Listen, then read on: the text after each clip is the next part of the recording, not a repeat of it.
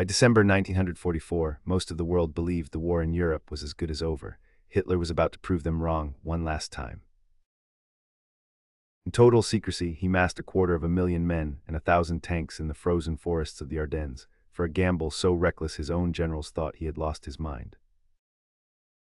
What followed was the largest and the bloodiest single battle the United States Army has ever fought.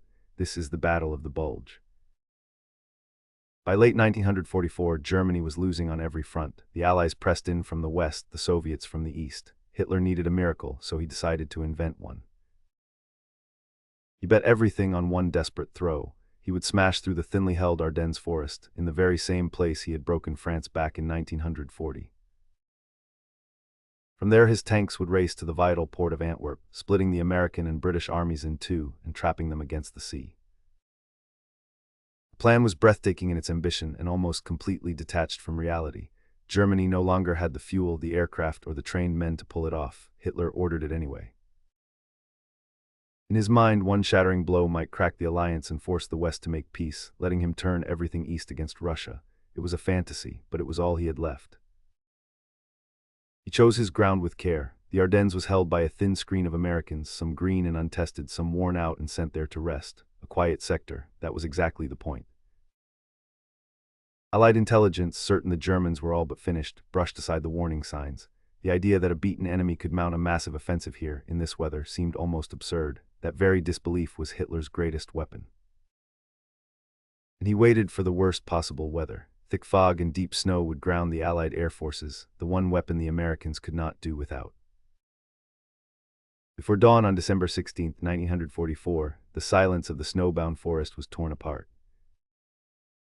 A massive artillery barrage crashed into the American lines, and out of the freezing fog came German infantry and tanks in numbers the defenders simply could not believe.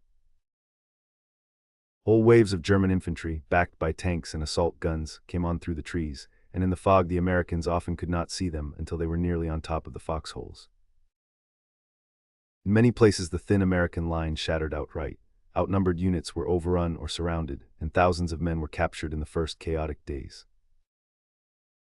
And the Germans were not the only enemy. It was one of the coldest winters in living memory, and frostbite, trench foot, and frozen rifles crippled men as surely as bullets did.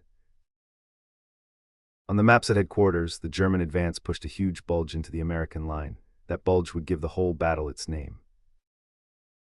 Leading the northern thrust was a ruthless SS armored spearhead under Colonel Joachim Paper, ordered to race for the River Meuse and spread terror along the way.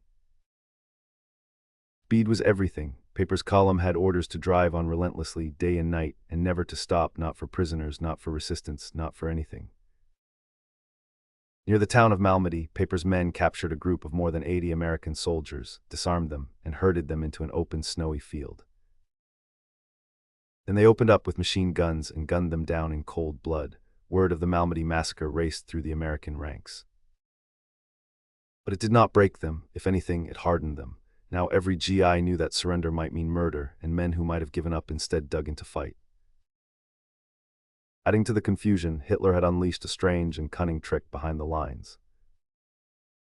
A famous commando named Otto Skorzeny had trained a force of English-speaking German soldiers, dressed them in American uniforms, and slipped them behind the front in captured jeeps. They switched road signs, cut telephone lines, and spread panic and wild rumor. Soon no American could be certain the soldier beside him wasn't a German in disguise. Checkpoints, jittery sentries began grilling everyone who passed on baseball scores, state capitals, movie stars, anything a real American should know cold. Even generals were stopped and interrogated. Bastogne became the famous center of the battle, but it was not the only place American resistance wrecked the German schedule. On the northern shoulder, troops held Elsenborn Ridge against repeated armored attacks. Farther south, the defenders of St. Vith held a vital road junction for nearly a week. Their stand forced German columns into jams and detours when every hour mattered. These stubborn positions kept the shoulders of the breakthrough from widening. The deeper the German spearheads drove, the narrower and more fragile their supply corridor became. Every delay burned fuel Germany did not have. The offensive was racing not only against the Americans, but against its own empty gasoline tanks. But the German timetable was already slipping, and it came apart at a small Belgian town where 7 roads met, Bastogne. Whoever held Bastogne controlled the road network the German tanks needed to keep moving, and the Americans meant to hold it. The 101st Airborne Division was rushed in by open truck, many men arriving without enough ammunition, without winter clothing, some without proper boots, straight into a freezing hell. Within days the Germans had them completely surrounded, cut off, and badly outnumbered. From the outside, the defenders' situation looked hopeless. The paratroopers saw it differently. Surrounded on every side, one American officer supposedly shrugged and said, "They've got us surrounded, the poor bastards." On December 22nd, the Germans sent officers forward under a white flag with a formal written demand: surrender the town or be annihilated. The acting American commander, General Anthony McAuliffe, read it and gave a one-word reply that passed straight into legend: nuts. The baffled Germans asked what the word meant. The answer they were given, roughly, was that it meant go to hell. The 101st would not be surrendering. To underline the point, the American artillery around Bastogne opened fire. The Germans got their answer in shellfire, and the battle for the town raged on. And so they held, surrounded, freezing and low on nearly everything. The men at Bastogne threw back attack after attack across the snow. For a week, the fog had been Germany's shield, keeping the deadly Allied aircraft pinned to the ground. Then, around December 23rd, the skies finally cleared. Patton had been so hungry for flying weather that he ordered an army chaplain to write a prayer for it and had it printed and handed to his whole army. When the sun broke through, he laughed that the chaplain deserved a medal. Now the Allied air forces fell on the Germans like a hammer, fighter bombers hunting the panzer columns strung out along narrow, icy roads with nowhere to hide. Transport planes thundered over Bastogne and dropped tons of desperately needed ammunition, food, and medicine to the men holding the ring. And from the south came one of the most remarkable feats of the war. General George Patton wheeled his entire Third Army 90 degrees in the depths of winter and drove hard for Bastogne. On December 26th, his lead tanks punched through the German encirclement and reached the town. Bastogne had held. The German offensive was already dying. It had always depended on speed and on capturing American fuel dumps to keep the tanks rolling. It got neither. Now, with clear skies overhead, the fuel gone and the roads jammed, the great panzers sputtered to a halt and were smashed where they stood. Some German crews, out of gasoline and out of hope, simply left their tanks sitting in the snow and trudged back east on foot. The Germans had driven a Bulge 50 miles deep, but they never reached the Meuse, never took Antwerp, and never split the Allies apart. Slowly and brutally through the snows of January, the Americans squeezed the Bulge back in, until the line stood right where it had begun, only now heaped with the dead of both armies.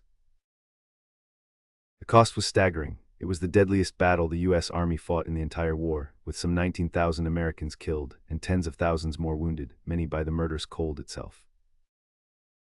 Some green American divisions, thrown straight into the path of the assault, were all but wiped out in the opening days. But for Germany, the loss was worse in a way it could never afford. Hitler had flung away his last reserves, his last tanks, and his last trained men in a gamble that never truly had a chance.